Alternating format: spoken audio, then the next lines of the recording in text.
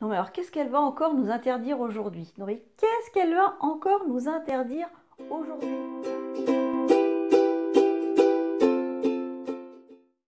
Bonjour et bienvenue sur la chaîne Les Kiffs de Sandra. Aujourd'hui nous allons parler produits laitiers. Alors toujours comme d'habitude en mode flexible, mais je vais quand même vous expliquer pourquoi éviter les produits laitiers animaux.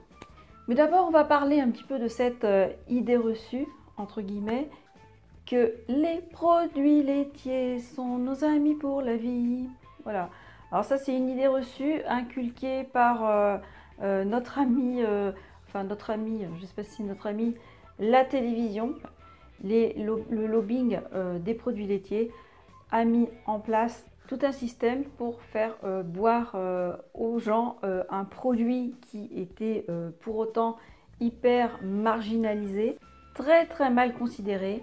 On en a fait, enfin les lobbyistes de produits laitiers en ont fait un produit, un pilier même, un pilier indispensable à notre alimentation moderne.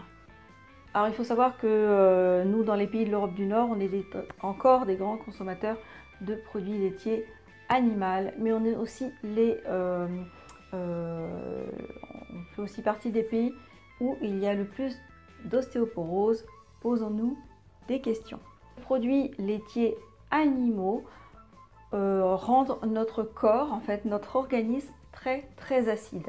Et pour contrebalancer tout ça, parce que le corps est quand même bien fait, il essaye toujours de contrebalancer les bêtises que l'on fait, il va essayer de basifier tout ça en puisant dans le sel alcalin de nos os, donc va tout du moins rendre nos os très très fragiles, voire les déminéraliser.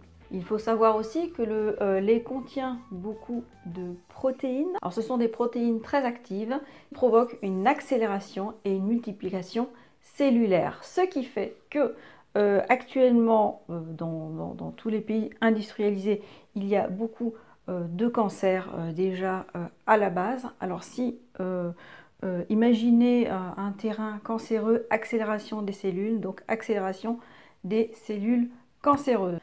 Le lait animal agresse notre intestin et provoque de nombreuses inflammations dans notre corps. Donc tout ce qui est arthrite, polyarthrite, arthrose, donc multiplication de toutes ces maladies-là.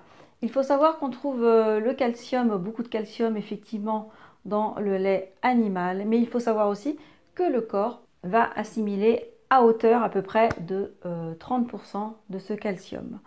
On trouve aussi donc du calcium dans beaucoup de végétaux, donc beaucoup de légumes, et le corps va l'assimiler à hauteur de 70%. Donc vous voyez quand même la différence selon évidemment les légumes, les végétaux. On trouve beaucoup de calcium par exemple dans les épinards ou dans le brocoli. Vous en trouvez aussi dans certains oléagineux, dans les amandes par exemple, dans les graines de sésame. Bon, il y a beaucoup de végétaux dans lesquels on trouve du calcium. Il faut aussi savoir qu'à partir de 3 ans, 75% de la population mondiale serait intolérante au lactose. Alors le lactose, évidemment, ça se trouve dans tous les produits laitiers. Donc évidemment, le lactose déséquilibre tout ce qui est aussi flore intestinale, d'où ballonnement, gaz et puis compagnie, quoi. Je vous donne souvent des conseils, comment changer, par quoi changer son lait animal. Il y a beaucoup de lait végétaux, maintenant on en trouve partout dans tous les magasins. Et vous trouverez aussi deux vidéos sur cette chaîne pour le moment. Peut-être que j'en ferai plus tard pour créer vos laits végétaux. Vous pouvez aussi trouver sur cette chaîne la recette du beurre clarifié, aussi appelé ghee ou semaine.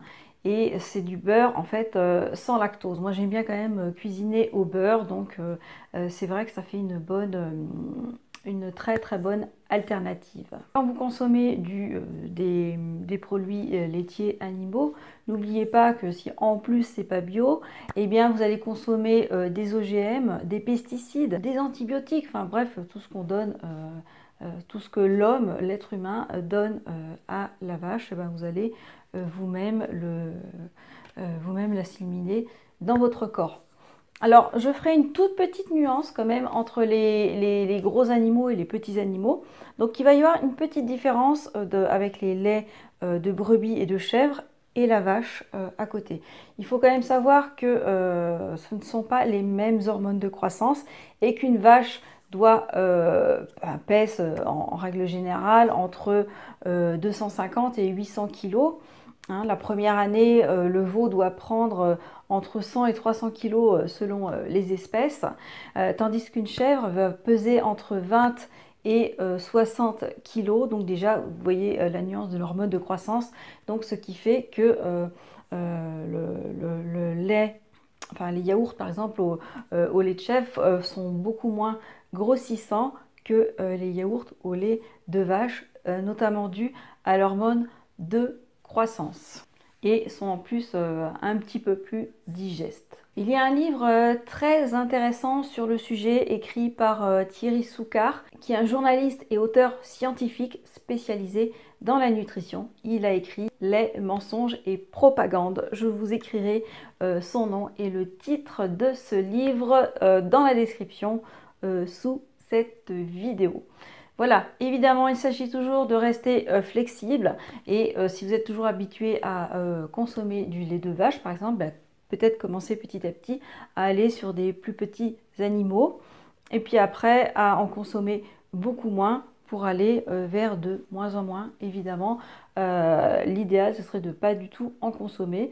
Mais moi j'en consomme toujours, je suis toujours en mode flexible et si j'ai envie de faire un tiramisu, je préfère le faire avec du bon mascarpone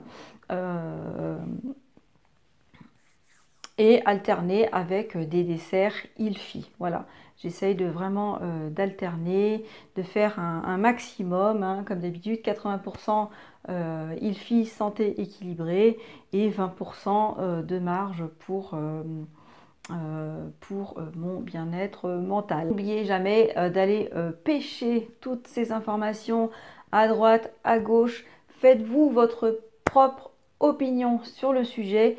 Testez qu'est-ce qui convient à votre corps. Est-ce que je me sens mieux en mangeant moins de lait animaux ou en mangeant plus du tout? Enfin, vraiment, faites votre test. Vous allez voir tout de suite la différence.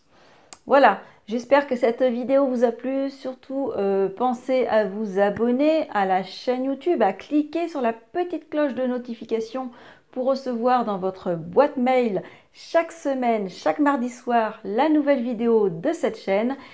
Pensez à liker, à partager si vous pensez qu'elle peut servir à d'autres personnes. Je vous dis à la semaine prochaine. Bye bye!